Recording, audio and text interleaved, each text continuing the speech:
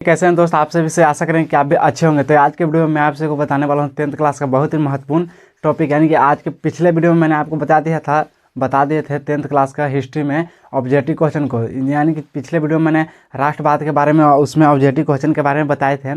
तो आज के वीडियो में मैं आपसे को बताने वाला हूँ 10th क्लास का ही हिस्ट्री का बहुत ही महत्वपूर्ण टॉपिक आपको बताया था, जिसमें राष्ट्रवाद पढ़ाए थे, उसका ऑब्जेक्टिव क्वेश्चन करा दिए थे। तो आज के वीडियो में मैं आपसे कराने वाला हूँ सब्जेक्टिव क्वेश्चन, जिससे कि अगर आप भी एग्ज़ाम देने जाएंगे, यानी 2024 में आपका एग्ज़ाम पढ़ने वाला है, उसमें आपको इस वीडियो से एक ना एक क्वेश्चन आपको लड़ना पक्का है। तो चलिए आप ध्यान से आप हमारे वीडियो को देखिएगा। तो चलिए बिना देरी करते हुए अपने वीडियो को स्टार्ट करते हैं। तो देखिए आज के वीडियो में मैं आपसे बताने वाला हूँ सबसे पहला नंबर क्वेश्चन है, यानी पहला नंबर हम चैप्टर आपको पढ़ा रहे हैं भारत में राष्ट्रवाद। भारत में राष्ट्रवाद से किस तरह से क्वेश्चन पूछा जा सकता है, उसके बारे में आज के वीडियो में बताएंगे। तो चलिए सबसे पहला नंबर क्वेश्चन समझते हैं। यानी अगर आपसे एग्जाम में पूछ दे कि बताइए खिलाफत आंदोलन से आप क्या समझते हैं, यानी खिलाफत आंदोलन से आप क्या समझते हैं, तो देखिए यहाँ पे बताएंगे कि खिलाफत आंदोलन, पहला नंबर क्वेश्चन है कि खिलाफत आंदोलन से आप क्या समझते हैं। तो हम लिखेंगे कि प्रथम विश्व युद्ध के बाद प्रथम विश्व युद्ध जो हुआ था 1914 में, प्रथम विश्व युद्ध के बाद अंग्रेजों ने भारतीय मुसलमानों से वादा किया कि तुर्की के खलीफा को अपमानित नहीं करेगा। यानी कि अंग्रेजों ने वादा किया भारतीय मुसलमानों से कि तुर्की के खलीफा को अपमानित नहीं करेगा, जिसे मुसलमान लोग धर्मगुरु मानते थे। यानी तुर्की के खलीफा को मुसलमान लोग होते थे जो उनको धर्मगुरु मानते थे। लेकिन बाद देखिए यहाँ पे लिखे हैं कि जिसे मुसलमान लोग धर्मगुरु मानते थे, परंतु बाद में खलीफा ने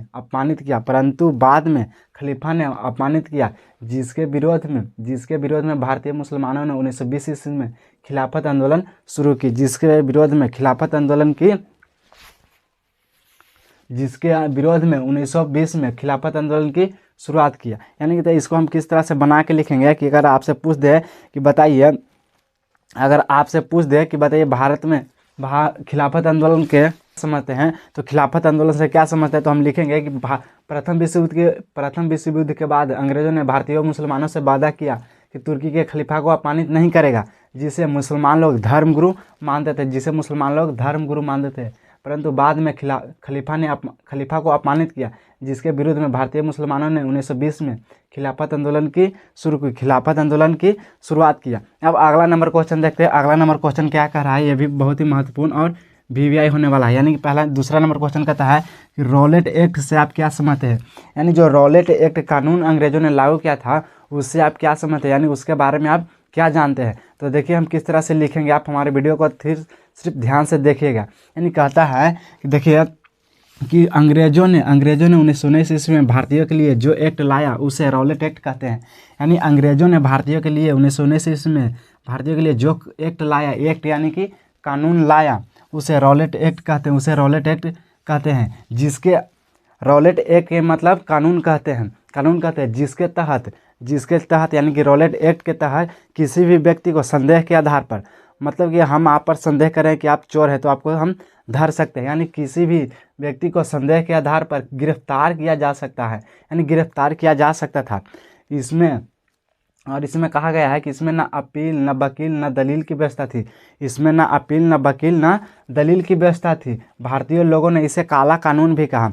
तो आपसे ऑब्जेक्टिव क्वेश्चन भी पूछ सकता है कि भारतीय लोगों ने किसे काला कानून कहा, तो आपका आंसर आ जाएगा कि रॉलेट एक्ट कानून को, यानी रॉलेट एक्ट को भारतीय लोगों ने काला कानून कहा, और पूरे भारतवर्ष में इसका विरोध शुरू हो गया। अब अगला नंबर क्वेश्चन देखते हैं। अगला नंबर क्वेश्चन कहता है कि दांडी यात्रा के क्या उद्देश्य थे। यानी जो दांडी यात्रा हुआ था उसका क्या उद्देश्य था, तो इसको देखिए। यानी कि 12 मार्च दांडी यात्रा का क्या उद्देश्य था, ये अगर आपसे पूछ दे तो आपका आंसर होगा कि दांडी यात्रा यानी 12 मार्च 1930 से 6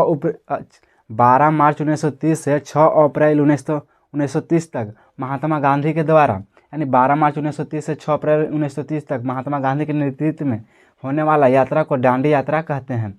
इसका प्रमुख उद्देश्य समुद्र जल से नमक बनाकर नमक कानून को तोड़ना और सविनय अवज्ञा आंदोलन की शुरुआत करना शुरुआत करना। अगर आपसे क्वेश्चन पूछ दिया जाए कि बताइए दांडी यात्रा से आप क्या समझते हैं, यानी कि दांडी यात्रा से आप दांडी यात्रा से क्या समझते हैं या दांडी यात्रा का क्या उद्देश्य था, तो आप सब सिंपल में लिखिएगा कि 12 मार्च 1930 से, ये डेट आप लोग ध्यान रखिएगा तो आपको एक क्वेश्चन बन जाएगा। यानी क्या है, लिखेंगे कि 12 मार्च 1930 से 6 अप्रैल 1930 तक महात्मा गांधी के नेतृत्व में होने वाला यात्रा को दांडी यात्रा कहते हैं। इसका प्रमुख उद्देश्य समुद्र जल से नाव बनाकर नमक कानून को तोड़ना और सविनय अवज्ञा आंदोलन यानी सविनय अवज्ञा आंदोलन की शुरुआत करना। यानी अगर आपसे ऑब्जेक्टिव क्वेश्चन पूछ दिया जाएगा कि बताइए कि दांडी यात्रा के बाद किस आंदोलन की शुरुआत हुई थी, तो किसका हुआ था, सविनय अवज्ञा आंदोलन। अब यहाँ पे अगला नंबर क्वेश्चन देखते हैं। अब अगला नंबर देखते हैं, देखिए अभी VVI होने वाला है, अभी VVI होने वाला है जो 2024 में 10th का एग्ज़ाम देंगे उनके लिए ये बहुत ही महत्वपूर्ण क्वेश्चन होने वाला है। यानी कह रहा है कि गांधी इरविन समझौता क्या था। यानी गांधी इरविन समझौता कहेंगे कि सबसे पहले 5 मार्च 1930 को 5 मार्च 1930 को महात्मा गांधी और इरविन के बीच, यानी 5 मार्च 1930 को महात्मा गांधी और इरविन के बीच दिल्ली में होने वाले समझौता को गांधी इरविन समझौता कहते हैं। यानी गांधी इरविन समझौता का दिल्ली समझौता भी कहते हैं। यानी कि 12 मार्च 1930 से 5 मार्च 1930 को महात्मा गांधी और इरविन के बीच दिल्ली में होने वाले समझौता को गांधी इरविन समझौता कहते हैं। इसे दिल्ली समझौता भी कहते हैं, इसे दिल्ली समझौता भी कहते हैं। इसमें महात्मा गांधी सविनय अवज्ञा आंदोलन की समाप्त कर दी। इस आंदोलन में महात्मा गांधी ने सविनय अवज्ञा आंदोलन को समाप्त कर दिया। इसी को गांधी और इरविन के समझौता कहते हैं। अब अगला नंबर देखते हैं, यह है चंपारण सत्याग्रह का संक्षिप्त विवरण दे। यानी चंपारण सत्याग्रह है उसका संक्षिप्त विवरण आपसे पूछेगा तो इसको किस तरह से हम बनाएंगे, ये देखिए यह हम लोग का 5 मार्क का पक्का पूछा जाता है। यानी कि जो 5 मार्क का हम लोग का चंपारण सत्याग्रह हर एक साल आपसे से पूछा जाएगा, तो इसको सिर्फ ध्यान से देखिएगा। यानी कहता है कि बताइए चंपारण सत्याग्रह का संक्षिप्त विवरण दे। चंपारण सत्याग्रह जो हुआ था उसका संक्षिप्त विवरण हमसे पूछा जाएगा, तो हम क्या लिखेंगे, तो देखिए सबसे पहले लिखेंगे कि अंग्रेजों के द्वारा चंपारण के किसानों का शोषण हो रहा था। यानी कि जो चंपारण कहाँ में है, अभी बिहार में चंपारण है। यानी कि जो अंग्रेजों के द्वारा चंपारण के किसानों का शोषण हो रहा था, यानी कि अंग्रेजों के द्वारा जो अंग्रेज लोग थे वो हमारे भारतीय लोगों पर शोषण कर रहे थे। तो यहाँ पे हम लिखेंगे कि अंग्रेजों के द्वारा चंपारण के किसानों का शोषण हो रहा था। वहाँ 3 कठिया प्रथा लागू था। 3 कठिया प्रथा का मतलब होता है कि 20, अगर आपके पास 20 कट्ठा ज़मीन है उसमें 3 कट्ठा आपको नील की खेती करना अनिवार्य था। और नील की खेती अगर आप 3 कट्ठा में कर देते हैं तो वो आपका ज़मीन वहाँ पे बंजर हो जाता है। यानी कि कुछ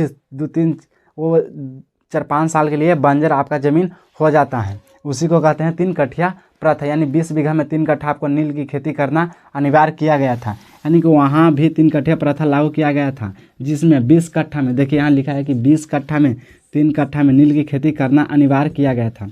20 कट्ठा में 3 कट्ठा की नील की खेती करना अनिवार्य किया गया था। उत्पादन पर टैक्स भी अधिक था। यानी कि उत्पादन जो हो रहा था, कम उत्पादन हो रहा था और टैक्स अधिक था। इसको चुंगी भी बोल सकते हैं और कर भी बोल सकते हैं, टैक्स भी बोल सकते हैं। आपको जो मन में आए आप जो बोलिए। यानी कि उत्पादन पर टैक्स भी अधिक थे, जिसमें किसानों को जिससे किसानों की दयनीय स्थिति हो गई। यानी कि अगर आपको बता दें कि आपके पास 2 रुपया है और आपसे हम 10 रुपया मांगे तो आपकी कैसी स्थिति हो जाएगी, वही हाल यहाँ पे किसानों का था। उपज की मात्रा बहुत कम थे और टैक्स बहुत ज़्यादा लग गया था, तो इसलिए हमारे किसानों की दयनीय स्थिति हो गई थी। चंपारण के राज शुक्ल के आग्रह पर, यानी कि जब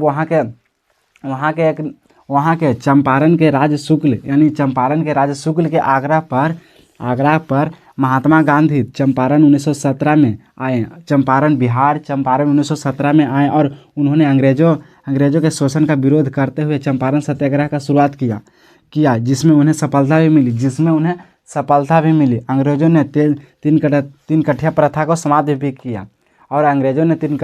को समाप्त भी किया तो आप सभी से आशा करेंगे कि आपको भी अगर हमारा वीडियो अच्छा लगे तो आप भी हमारे यूट्यूब चैनल को लाइक और सब्सक्राइब जरूर करें। तब तक के लिए जय हिंद।